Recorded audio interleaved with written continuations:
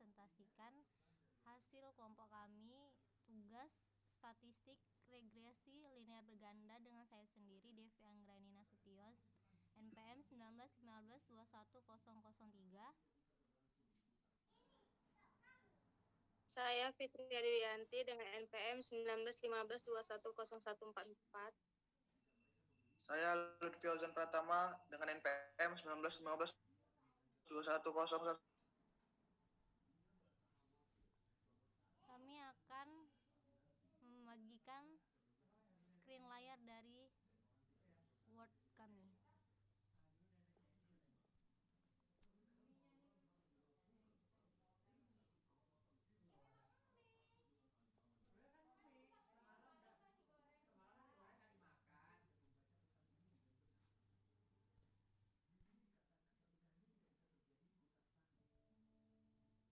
Yang pertama akan dimulai dari Fitri. Kepada Fitri saya persilakan.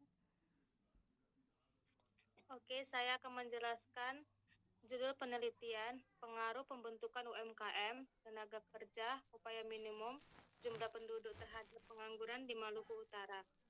Rumusan masalah, apakah tenaga kerja, upah minimum, jumlah penduduk berpengaruh terhadap pengangguran di Maluku Utara, baik secara parsial maupun secara serentak. Kerangka konseptual, pembentukan UMKM.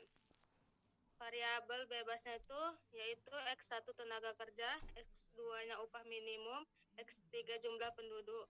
Variabel terikatnya yaitu Y pengangguran. Oke, bisa kita lihat tabel data UMKM-nya.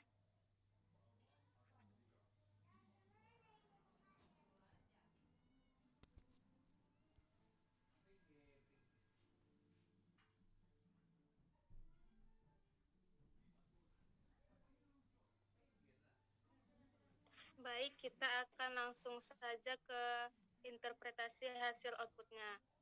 Bisa dilihat correlation-nya. Jadi, hasil version correlation terlihat hubungan yang tinggi tenaga kerja terhadap pengangguran, di mana nilai korelasi sebesar min 0,104 pada signifikan 0,380.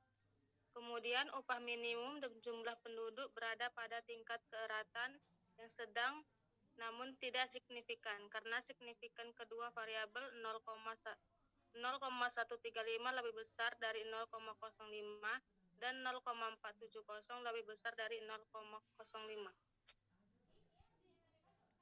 Jadi modal summary-nya,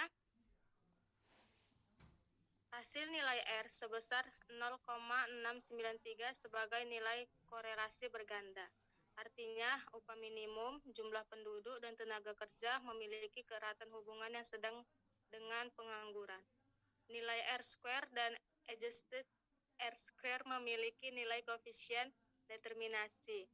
Namun dalam regresi berganda lebih tepat menggunakan nilai adjusted R square sebesar 0,257 atau 25,7%.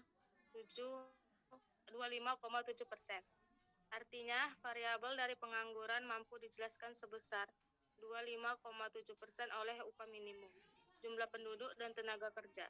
Sedangkan sisanya 25,7% dipengaruhi oleh variabel lain yang tidak masuk. Oke, selanjutnya akan dijelaskan oleh teman saya.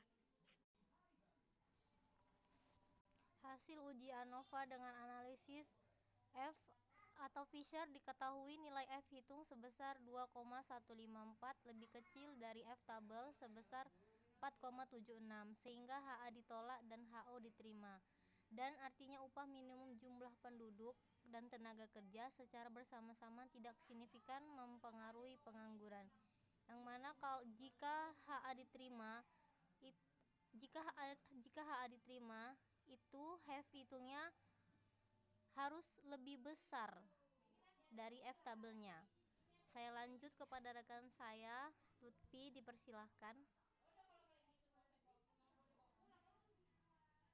Selanjutnya, dari hasil output SPSS tabel koefisien dapat disimpulkan bahwa Y sama dengan 255,198 dikurang 0,4557 X1 dikurang 0,052 X2 tambah 15,929 X3 tambah E. Interpretasi dari persamaan regresi linear berganda adalah poin pertama. Jika segala sesuatu pada variabel-variabel independen dianggap konstan, maka nilai pengangguran atau Y adalah sebesar 255,198 satuan.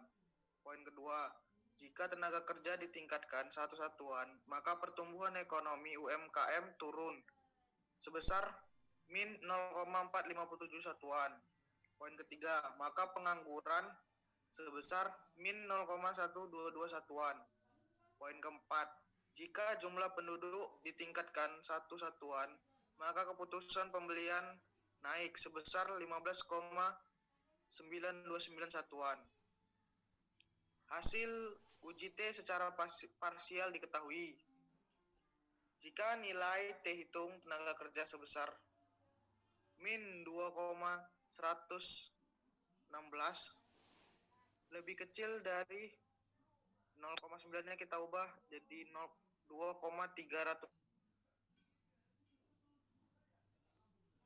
2,306 atau dengan rumus N kurang 2 sama dengan 10 kurang 2 sama dengan 8.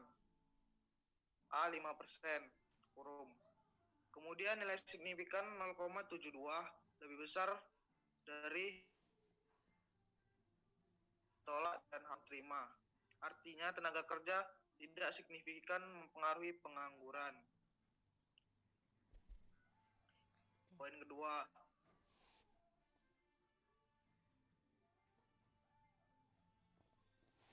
nilai 2,306 lebih kecil dari 0,9. Kurung N kurang 2 sama dengan 10 kurang 2 sama dengan 8. A 5%. Kemudian nilai signifikan 0,041 lebih kecil dari 0,05 sehingga HA ditolak dan HO terima. Artinya upah minimum signifikan mempengaruhi pengangguran. Jika nilai signifikan 0,041 lebih besar dari nilai yang lain, maka dapat disimpulkan upah minimum tidak signifikan mempengaruhi pengangguran. Begitu upah minimum. Poin ketiga, nilai T hitung jumlah penduduk sebesar 0,545 lebih kecil dari 1,98. Kemudian nilai signifikannya 0,603 lebih besar dari 0,05 sehingga HA ditolak dan HO terima. Artinya jumlah penduduk tidak signifikan mempengaruhi pengangguran. Baiklah, sudah selesai.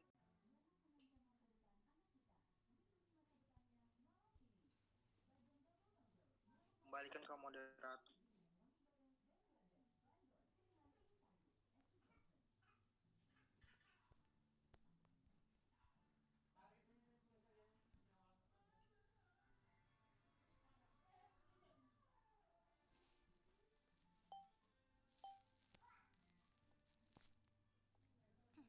Sekian dari presentasi kami. Kami mohon maaf apabila ada kesalahan. Wabillahi taufiq walhidayah. Wassalamualaikum warahmatullahi wabarakatuh.